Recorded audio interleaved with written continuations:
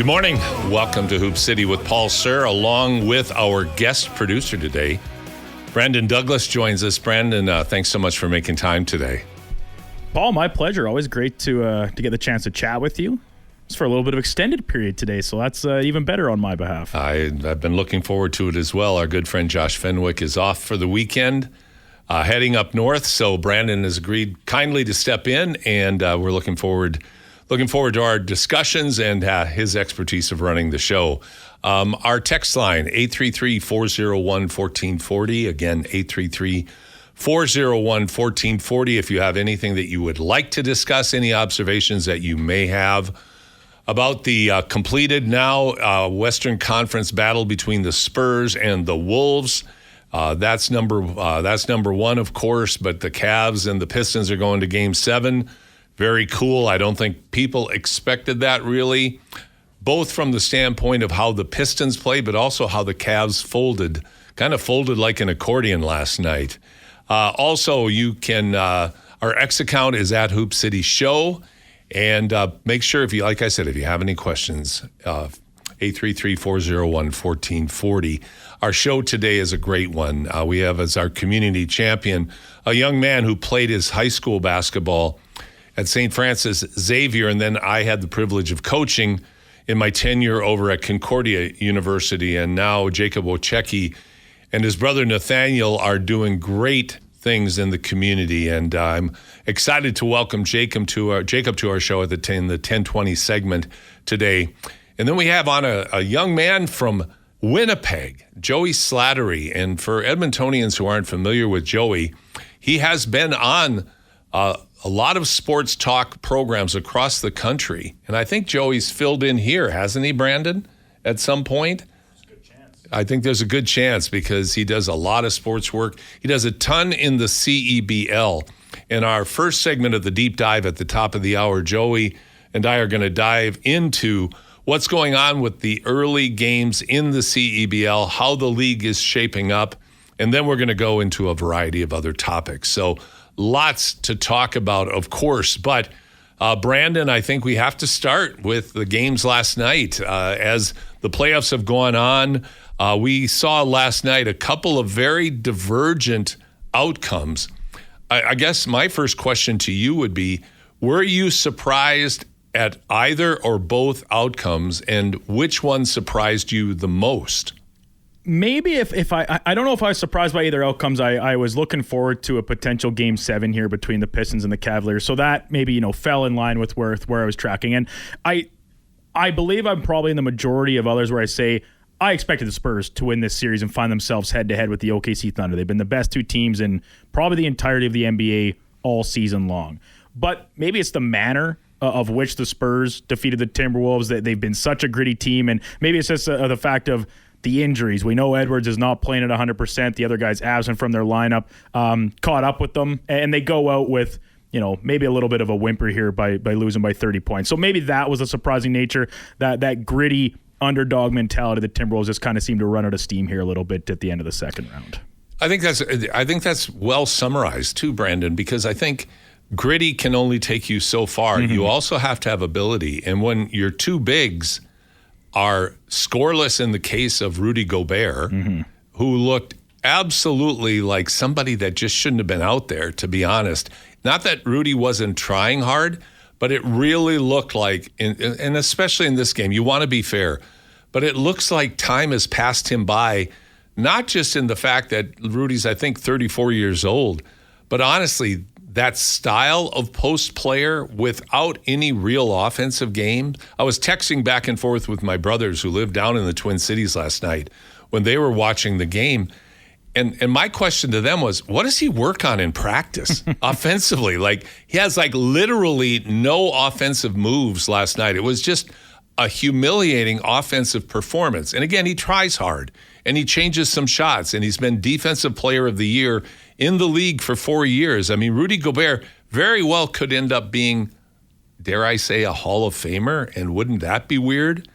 But the guy that I was most disappointed in is Julius Randle. And I think Randle's day, and we'll talk a little bit more about this later, but I think Randle's days in Minnesota might be very limited. 2 points for a guy you're paying that much money to, that is that inefficient on offense. But I would go one step further, and we can talk about this if you want.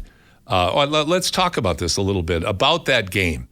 There were two things going on at the same time, I thought, Brandon. Number one, the Spurs can't play any better than that. They were phenomenal. They were absolutely phenomenal. When Castle came into the league, the big gap in his skill set, nobody had any doubt he was going to be a solid NBA player, but he couldn't shoot the basketball very well. Well, that certainly has changed, and that's historically something that the San Antonio Spurs do better than anybody. And I think history continues to repeat itself. And I'll say this, when Kawhi Leonard came in to the Spurs organization from San Diego State, he couldn't shoot the ball at all. And the Spurs had a guy on staff by the name of Chip England, who has a bit of a Canadian, in fact, Alberta connection. England was a player at Duke, a great shooter, and he played in the WBL, I think it was called, for the Calgary 88s. Calgary 88s. And that was a 6'5" and under pro league back in the 80s.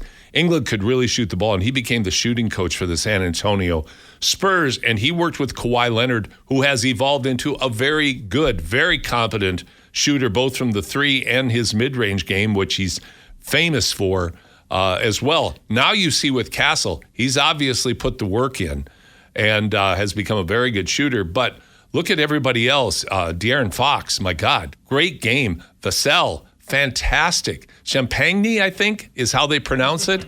And, I always wonder if it's just going to go with Champagne, but they don't. And then, of course, the great unveiling of what we can expect over the years that a Victor Wembanyama is going to be able to produce as a player. And this is said many, many times, Brandon, we really have not seen a player like this before in the NBA.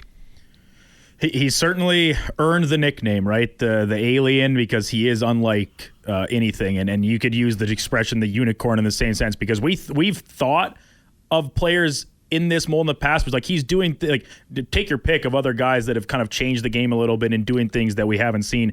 Well, all of a sudden, Wembanyama, at his size, at his length, but still with the skill and the finesse that he possesses in his game, is kind of rolling it all into one package that is genuinely unseen before at this level of basketball. So it's a treat to watch, I think, first and foremost, and I definitely don't think it's out of line or anything particularly scandalous to say he's probably the most entertaining player to watch across the entirety of the NBA, and that's with full respect to the reigning MVP and SGA, who's going to be up next on the docket for this club in the Western Conference Final, but just what Wemby can do at both ends of the court and realistically all over the hardwood, not just in tight, not just from out deep, but everywhere. It's really, really exceptional.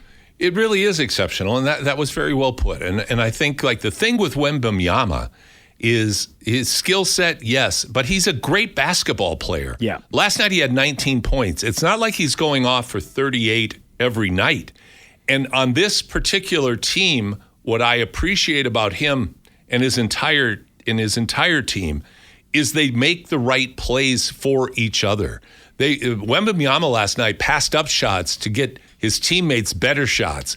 That's a sign of a high basketball IQ player, not just a long, athletic, gifted player with a skill set we really haven't seen before. Now, there was a precursor to this. Back in the 80s, a guy named Ralph Sampson, who played at the University of Virginia. Ralph was 7'4", and at the time, he was a bit of a unicorn because he would bring the ball up the court. He would shoot then the mid-range shot and the occasional three. But what I would say would be Ralph doesn't have the athleticism quite at the same level that Wemby has, but also he certainly didn't have the refined skill set. But I think what it was a glimmer, like Magic Johnson as a 6'9" point guard. You have glimmers historically that show that something could be done with players at a certain size that stereotypically over the decades you think, no, a big guy like that, can't walk and chew gum at the same time. You got to park him in the low block, and he's going to be really limited. that isn't Wemby anymore. He has truly made his position and the way he plays his positionless. And now he not only is evolving into the great player he is, but his teammates around him are coming together too. They have zero playoff experience with the exception of Harrison Barnes on that team, Brandon. And they are evolving and growing every game and rounding into a very, very compelling team and setting up what I think will be a phenomenal Western Conference championship series coming up. We'll talk about that a bit more later, but I don't want to leave this segment without touching on Detroit and Cleveland last night. I thought it was really interesting because I think when Cleveland beat Detroit, people thought, well, that's it. Cleveland's found itself. James Harden isn't the typical playoff James Harden that we expect where he's going to choke and the team that he's on isn't going to do that well. But Harden played really well, but Donovan Mitchell found his game all of a sudden after, a fair amount of deserved criticism in the opening couple of games in Detroit. Mitchell played very well in Cleveland and was solid in Detroit in the Game 5 Cavalier win. But then they go back to Cleveland, and I don't know if you saw any of the game last night, but man, oh man, the term not ready for prime time, did that ever apply to the Cleveland Cavalier team last night? Brandon, they didn't look like they even wanted to be out there. No, it almost seemed like they'd returned home and said, "Yeah, don't even bother unpacking the bags. That's fine, right? We'll head back to Detroit for game number 7 and be content with that," because it really was from the onset of the game right through its conclusion where. It's funny, so much of the discussion around the Pistons this postseason has been after Cade Cunningham, right? Like, who's scoring for them? Because a couple of their bigger name guys, maybe particularly Tobias Harris and Jalen Duren, have come up short quite a bit, and especially in that near first round upset at the hands of the Magic. But they're just doing it by association. Like, Cunningham leads the way with just 21 last night. You get some great bench contributions, and the Cavaliers just seem content to hand it over to them. And now all of a sudden it boils down to that always favorite topic of basketball pundits across America and beyond, James Harden playing in a game 7. And I'm right there with you, Paul, where I think Harden has been just fine in this series. I don't know if he's done enough, even with that one big game, to totally debunk this reputation that has followed him around in his career so far. But opportunity knocks large for him to at least put a dent in it with this clinching game and advance through to the East Final potential. It's interesting because Harden's reputation he drags along with him, and so he's under a unique microscope. To your point, Brandon, and yet, like as you also I think correctly point out, he's actually been okay throughout this series. And last night he had 23 and a fairly efficient 23. And I think that what you've got now is the inability of the rest of the team to support Harden's efforts by playing well. Mobley was bad. Mitchell was bad. You can't have those kind of performances from your key players. They did not look prepared. And it's interesting you point out that it looked like they were ready to just fold up not unpack the suitcases and go right back to Detroit and try to compete in a Game 7 level. But I think it's just more, they weren't ready. Maybe they were overconfident. Maybe not. Maybe the coach didn't have them mentally ready to play. Maybe not. You really can't tell at this point in time what that was. But I think what this does is sets up a very interesting scenario of how are the Cavaliers going to regroup after this loss. They lost at home to a disappointed crowd. The pressure in Cleveland is probably higher than for any other team in the NBA right now to perform. They have gone all in. They have invested everything in this team, and it's expressly with the goal of getting to the NBA Finals. And anything short of that, I think, is going to result in a serious question on whether or not their coach is going to be fired, whether or not they're going to blow the organization up and trade players away. I'm really curious to see how this will happen. Now, Brandon, also, you made a great point about the balanced scoring last night, which is highly unusual for the Detroit Pistons, of players not named Cade Cunningham scoring in double figures across the board. Jalen Duren has been a real disappointment in the series so far. I think Tobias Harris has been up and down, hot and cold.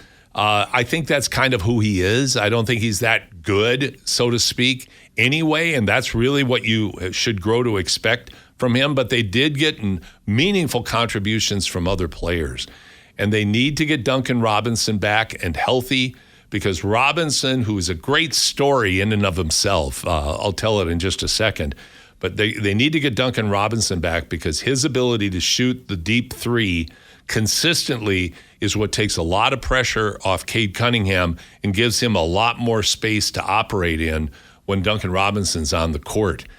For those that don't know Duncan Robinson's story, he started at a Division III school down in the U.S. He was not recruited out of high school by any Division I programs at all. He did really well there, All-American at the D3 level. He made the big jump, transferred over to the University of Michigan in the Big Ten, did really, really well.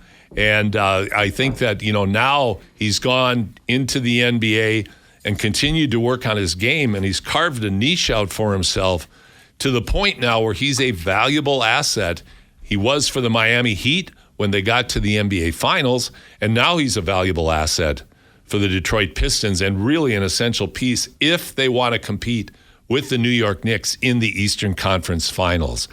We're going to take a break right now. We have a lot more NBA to talk about later in the show, but we're going to, as I said, we'll take this break, and when we come back, we're going to do our Community Champion segment, and I'm excited to welcome into the studio a young man that I had the opportunity to coach and to know along with his brother, and it's really an exciting time for me to be able to have Jacob Wojickci with us in the studio. So we'll be right back. You're listening to Hoop City with Paul Sir, along with Brandon Douglas on your sports leader, Sports 1440. It's a Temptations weekend on Hoop City with Paul Sir. Temptations are one of my favorite bands. I grew up in a small town in Iowa, and I'll tell you what, you wouldn't think funk and soul would be at the top of the list for a lot of people, but it certainly was for me. And I fell in love with the Temptations really young, saw them on TV doing their choreographed dances.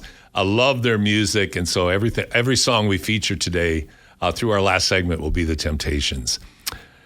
Community Champion segment. This is my favorite segment every week, because we celebrate what's going on in the community. And the way we celebrate it is by talking with people who walk the walk. They don't just talk the talk. And we all know in any sports world, there's a lot of people that talk a lot, but there aren't a lot of people that put the work in, that roll their sleeves up and do the work. And the young man that I have with us today certainly is one of those guys. And Community Champions is sponsored by Innovative Benefits. If it's time for you to review your company benefits, personal insurance plans, or investment strategies, talk to Randy Parrish and his team at Innovative Benefits. They will give you straightforward and honest advice with access to the best products in the industry. Trust the great folks at Innovative Benefits to do what's best for you, your family, and your business. To find out more, go to innovativebenefits.ca. Jacob Wojickci joins me in the studio right now, and I first saw Jacob at a high school basketball game. And what stood out to me was, number one, for a young high school guy at 6'4", 6'5", probably ran Jacob at that time about 275 to 280. He's a big, strong, physical, aggressive player.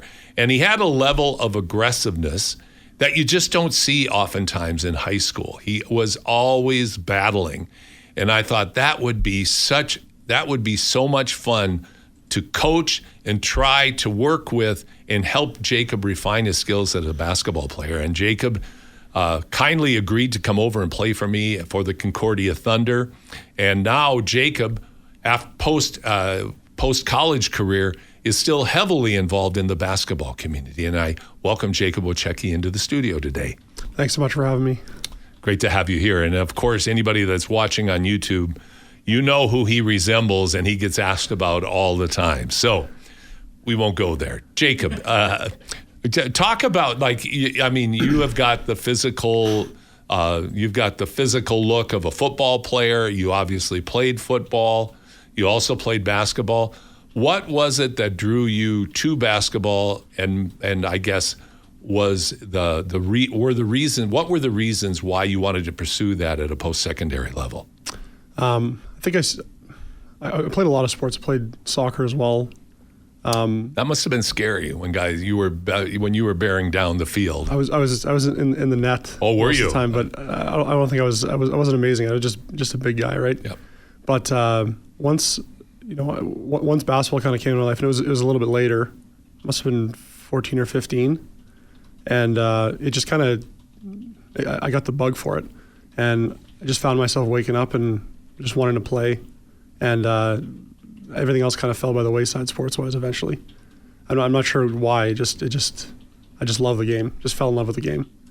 Well, and that love has continued after you played college basketball. I'm assuming you played some men's league, local recreational basketball. Yep. But where you've really thrown your heart and soul and put the time in is into your club program. So tell us about your club program. Well, first off, the people over at Emmy Lazert, especially Thomas Houghton, they've been fantastic in giving me a place to play out that passion. But yeah, the club program, I mean, coaching really, that bug that I was saying about, kind of taking over. That coaching bug is even bigger. So is what you're, and I hear this from a lot of former players, is that when they get into coaching, they almost enjoy it more than playing. I do, 100%. Yeah. Why is that? I'm not sure. I think there's definitely some sort of reflective process in it. I find myself being a better player by coaching. It's almost like if you say you have to do it type thing. You do it. Even if I'm picking up and playing with the kids or I'm playing with friends or whatever, you just makes you better as a person and as a player too. Okay, what's the name of your club? OTB. Okay, OTB, and you have a website? Yes. Okay, what is that? OTBAcademies.com. Okay, OTBAcademies.com.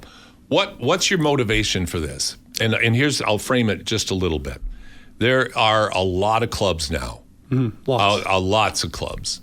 There is a wealth of opportunity and a variety of motivations on who is running the club, what parents and athletes are trying to take from their experience in playing for the clubs. What's Jacob Wojickci's motivation? What is your focus and what you want the athletes that play for you to experience? We obviously want to give them a good quality basketball experience, but... and by that, do you mean teaching them fundamentals, skills, etc.? Yeah, fundamental skills, and most importantly to me is conceptual basketball. I think there's way too much focus on on-ball skills, whereas the vast majority of playing is off-ball. And so much of the game now is just standing and watching one guy with the ball, and it's just. I mean, in the NBA it works for a reason. Everyone's so good, everyone's so long, right? Athletic, but right. The kids imitate that. You watch kids will the kids play what they see. Yeah, they mimic their heroes. That's for sure. Yeah, but having someone that can actually play off the ball is so difficult for other teams to handle. So we really try to focus on also still focus on the on ball stuff, but off ball, and there's a commitment to defense. Kind of an old school approach, but fun. Making sure that everything stays fun and engaging and community focused, and we want to make sure kids have a place to socialize. A place to be in person, something to love, a passion, all these kind of things.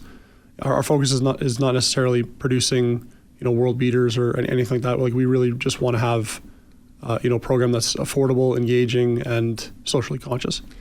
So I'm a parent now, and Jacob Wojickci comes in, or I have the opportunity, I run into him, however it comes about. A friend tells me, you really should talk to this guy.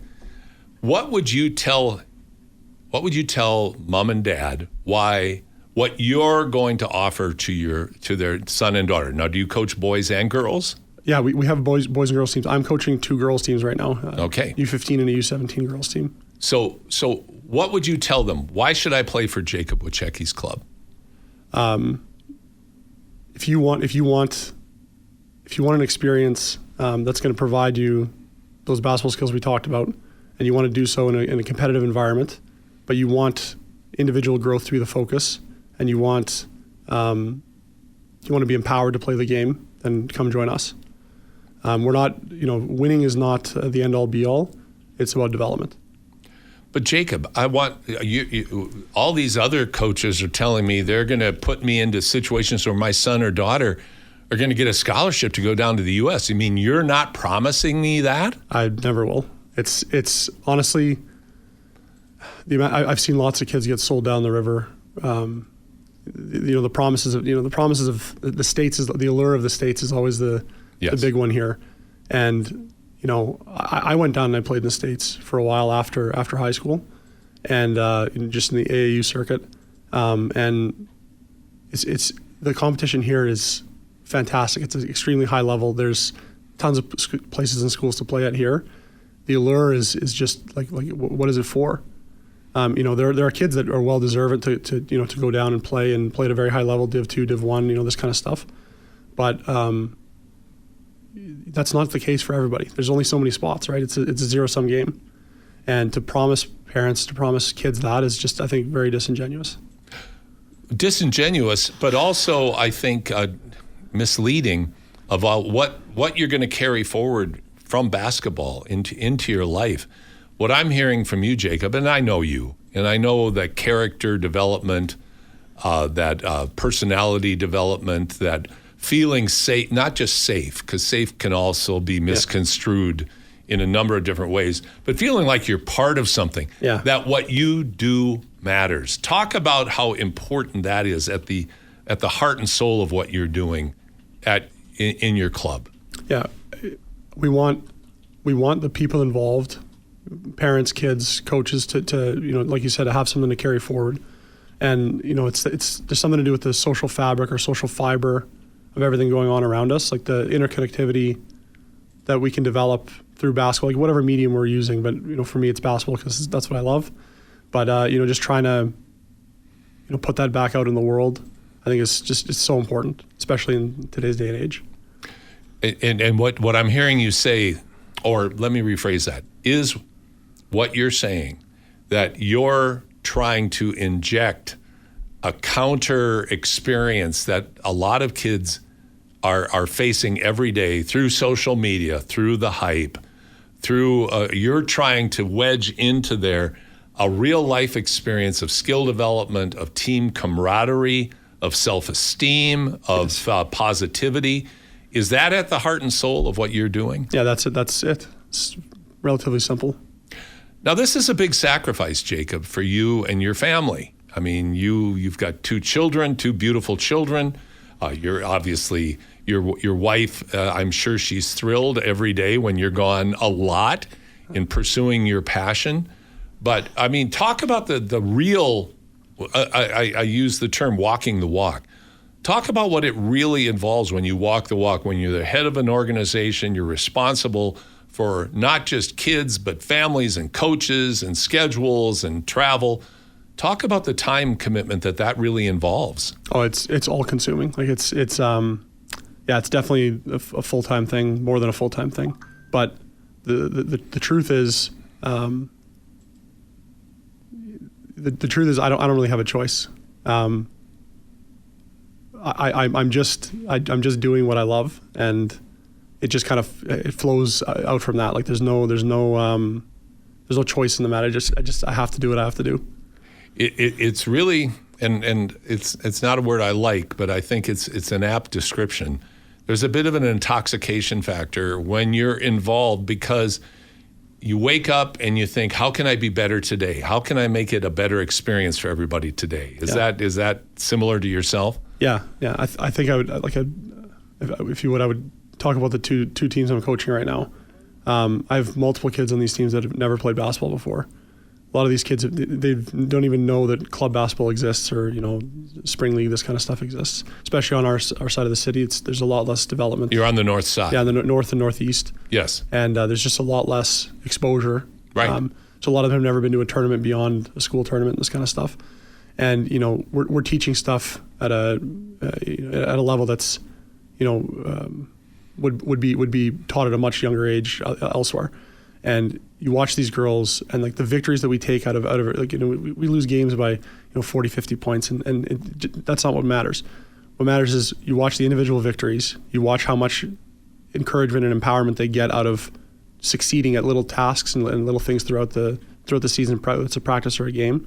You watch them develop concepts like spacing, and you know, learning how to move off the ball, learning how to V-cut, you know, just very basic stuff. And you watch them attach themselves to those victories and how they like pull themselves up and pull each other up. And it's just like how can you not want to be a part of something like that?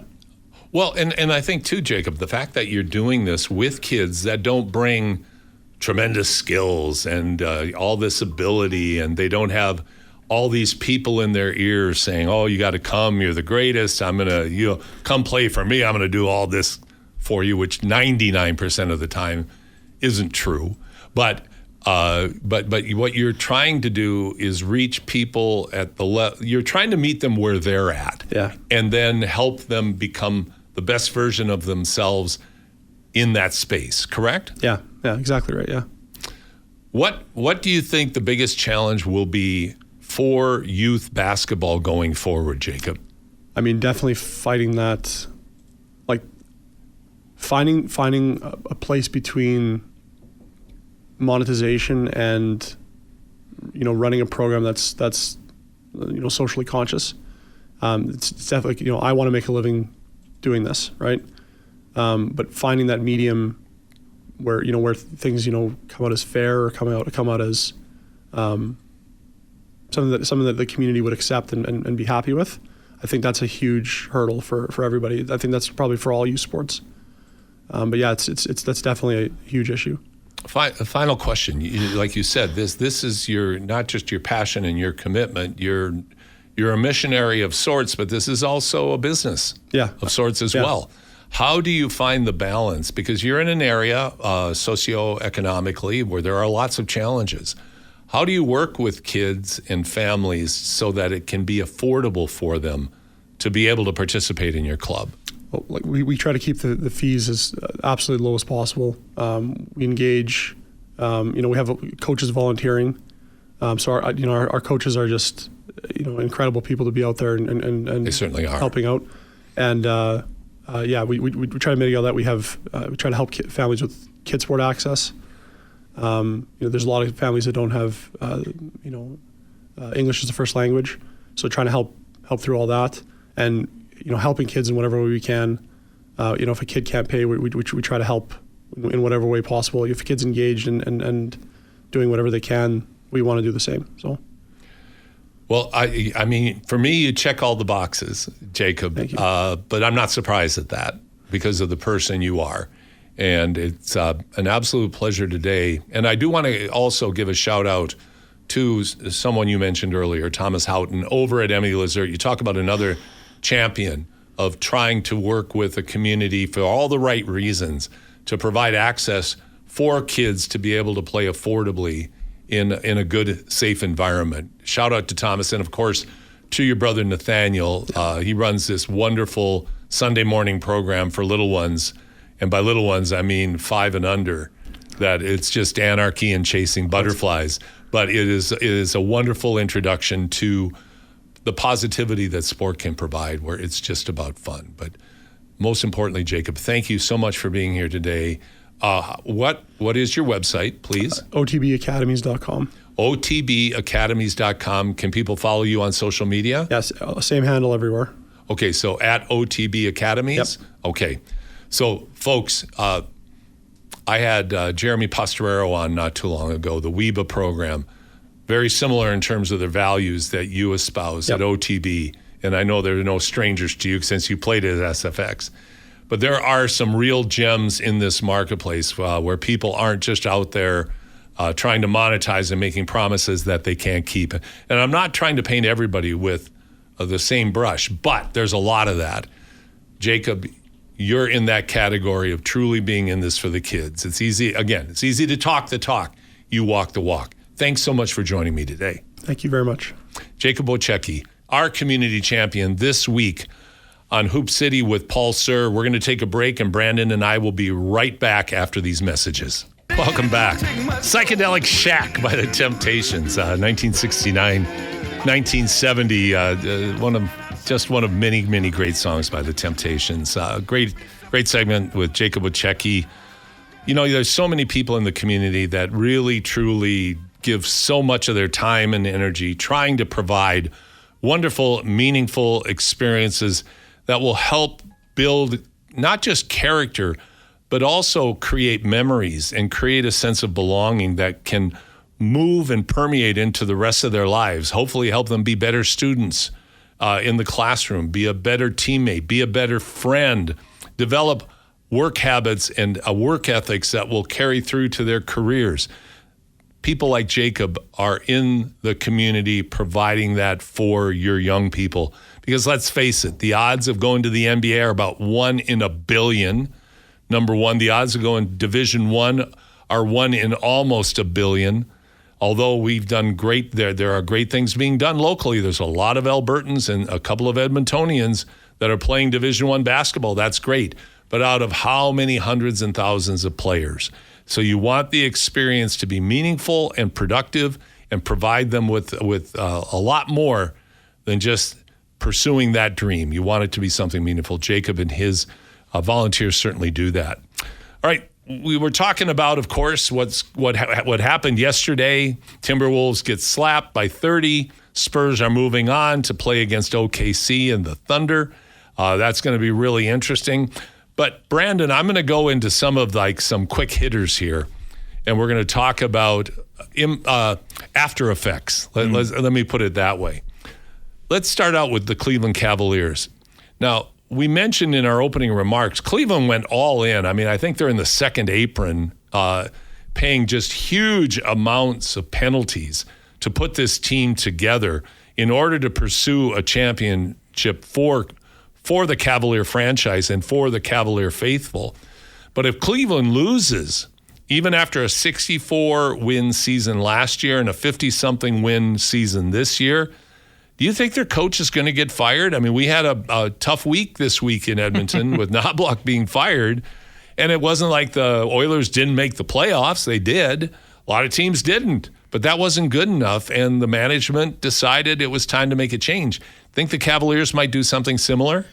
Yeah, it's a really good question, because at a certain point when you have teams that come up short of expectations, and I think it's fair to say the Cavaliers have in this Donovan Mitchell era, you're limited sometimes by what changes you can make. Now, some teams, Chicago Bulls, at times have shown a reluctance to kind of go full scorched earth. They finally commit to that this season, and they're rewarded with some lottery luck in the process. Now, is Cleveland as an organization ready to return to that level of starting over? I don't know. I think when you still have a guy like Donovan Mitchell who can be a real difference maker over the course of an entire season, I think the coach just kind of stands out as an obvious starting point to maybe get a fresh voice, give it one more kick at the can with this kind of core group, if you want to call it that, of players at your disposal with some tweaking around the fringes to try and get back into competition of what is still a very much wide open Eastern Conference. I know the Knicks have clearly looked the dominant favorite so far this postseason, but we know that how quickly things can turn on a dime and how much injuries play a role. If a team loses one guy out of its starting five or even a superstar player, well, they essentially punt on the year and kind of just look forward to the next campaign. So it's unfortunate. Now, if the Cavaliers win this Game 7 and get dispatched by the Knicks in, goodness, even 4 or 5 games, does that conversation change at all? Because, yeah, you won the second round, but to what avail? Like what did you gain in the process? So that's almost where my next line of thinking goes is, let's pretend the Cavaliers can pull this off and win on the road in Game 7. Does it even matter? Is their coach still on the same level of a hot seat going into this conference final matchup with the Knicks should they advance? All good points. I think if they do get to the conference finals, as you correctly say, it is a different conversation because they got further than they did last year when they got bumped by the Pacers unexpectedly. Yes. After a 64-game dominant regular season.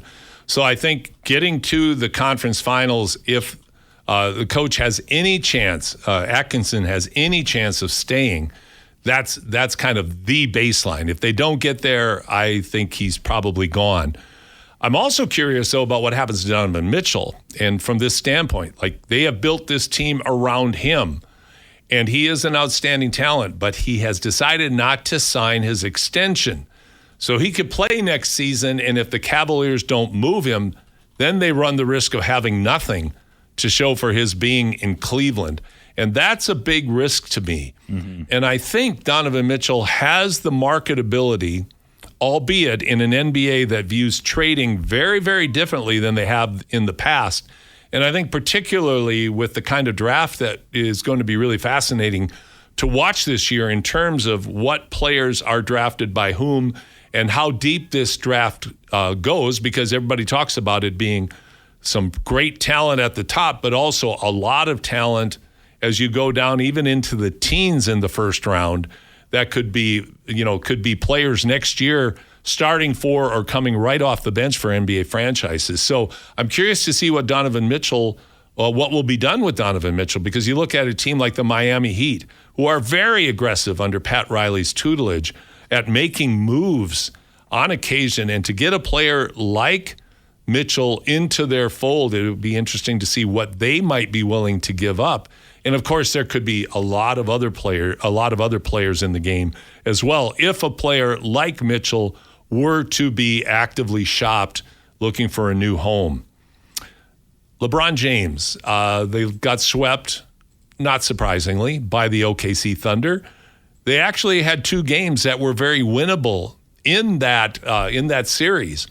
LeBron played very well, particularly when you put the asterisk by his name, Brandon, that he's 41 years old. Nobody does that at 41, and he was outstanding. There were moments where he looked his age, particularly on the defensive side, later in the games, but he just didn't have a team around him. Even when they got Austin Reeves back for the series, that was good enough. They needed, of course, to have Luka Doncic on the court to have a shot at being competitive with the mighty Thunder. LeBron's future. Here are some of the compelling choices. I'll give you 3. A, he stays in L.A. He's been there 8 years. His lifestyle, his way of his, I think, future pursuits are L.A. like he has fit into that realm very, very nicely. So the A is L.A. He stays there. B, he goes back to Cleveland. He's an Ohio boy. He is loyal to Ohio. He went back to Cleveland and won a championship with Cleveland when they defeated Golden State at that, and one of the rare 3-1 comebacks in NBA championship history. So LeBron goes back to Cleveland, rides into the sunset as a Cavalier in his home state that he's given so much to and has given so much to him. See, somewhere else, somebody else, Dallas, for instance. There's talk he goes and pairs up with Kyrie and Cooper in Dallas. Is that a possibility? Are there other franchises? Portland has been talked about, bandied about a bit. I even saw one article by the New York Times in their Athletic. There was a plea made by Minnesota. Let's find a way to make a deal. Let's get you playing along with Anthony Edwards, because Edwards and LeBron get along really well. And honestly, he would complement Ant, because Ant could play off him and be, I think, more effective compared to the players that he's got around him right now in terms of finding him and getting him the ball in scoring positions. What do you think, Brandon?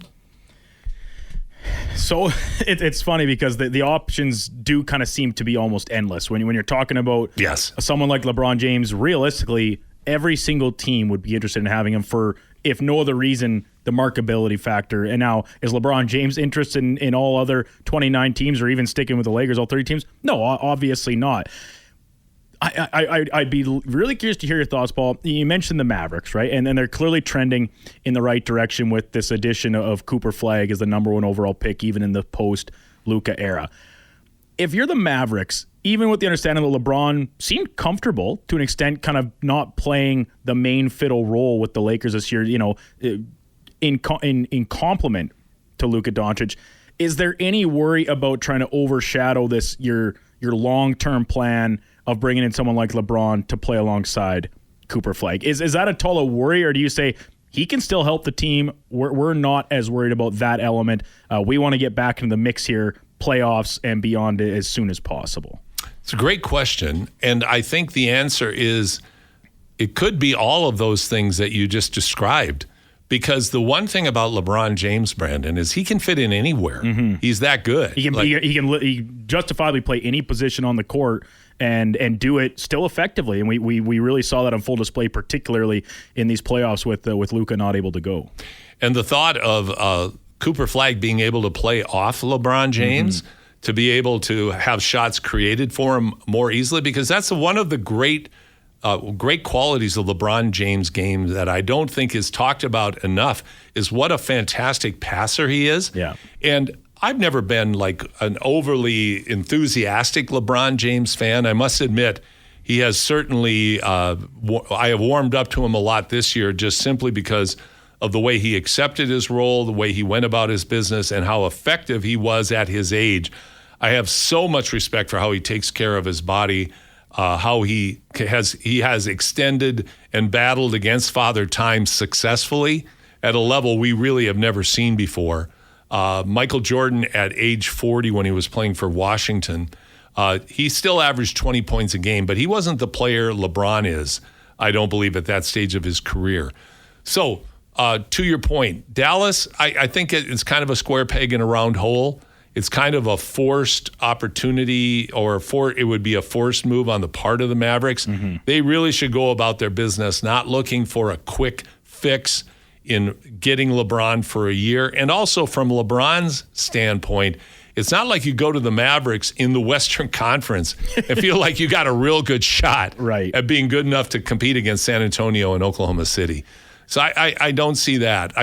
So the only other one that really piqued my interest, and it's for pretty much exactly what you said, it remains out west. It seems unlikely. He said he's fit in perfectly into this LA lifestyle. It seems like that's where he's destined to be post-career wise, the movie side of things, the Hollywood, all that glitz and glam.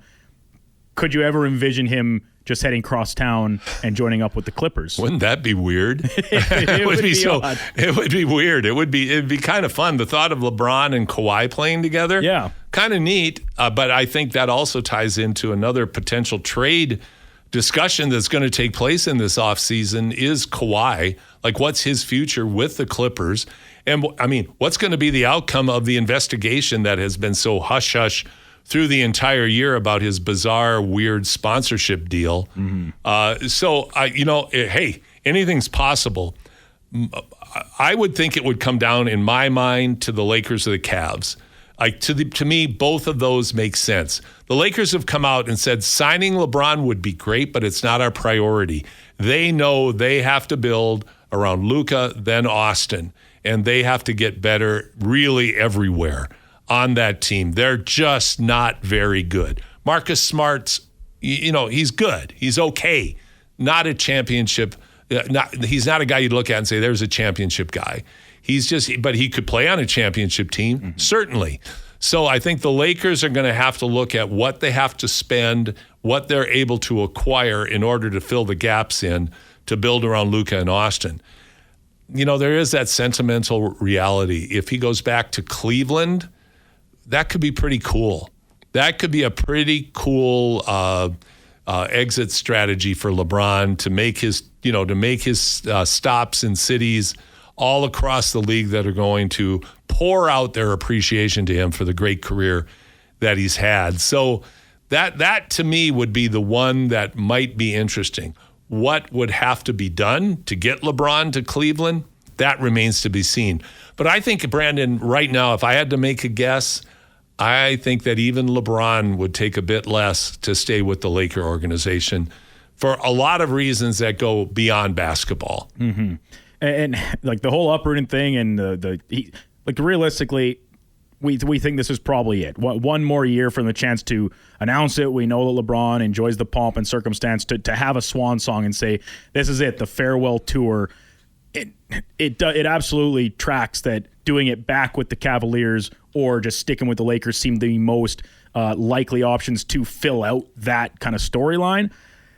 I said it with Kevin earlier this week. It would have been earlier this week after they were eliminated. I kind of had it as one of our in or out topics. I said, I fully believe LeBron James will be back next year, but I said it would not be with the Lakers, just for the sake of maybe it is the idea of a reunion with the Cavaliers makes too much sense from a storyline perspective to wrap up obviously an all-time greats tenure in the NBA. And I think there's another aspect to, I think, your point, which is a very good one. And that is, LeBron's a storyline guy. I mean, he's got his son on the team, for God's sakes. and we know Bronny, no disrespect to the young man, at best is a G League player. And even that would not have happened if his dad wasn't LeBron James. I mean, he scored 4 points a game at USC before the poor young guy had heart problems, for goodness sakes. So I think, LeBron is a storyline guy. And that in and of itself, I mean, can you imagine the hero he would be if he goes home for his final year in the league? And the other thing he might do is he might just pack it in. He might just say that's it. I mean, he's a billionaire. Why not? So it'll be interesting to see. But it's one of the compelling offseason storylines, and it's one of many. We're going to take a break right now, and when we come back, we're going to go into our deep dive, and we're going to bring in Joey Slattery. And Joey, you're going to enjoy this. We're going to have a great conversation about the CEBL, Canadian Elite Basketball League, but we're going to talk about a whole lot more. Thanks so much for being with us today here on Hoop City with Paul Sir, Brandon Douglas, on your sports leader, Sports 1440.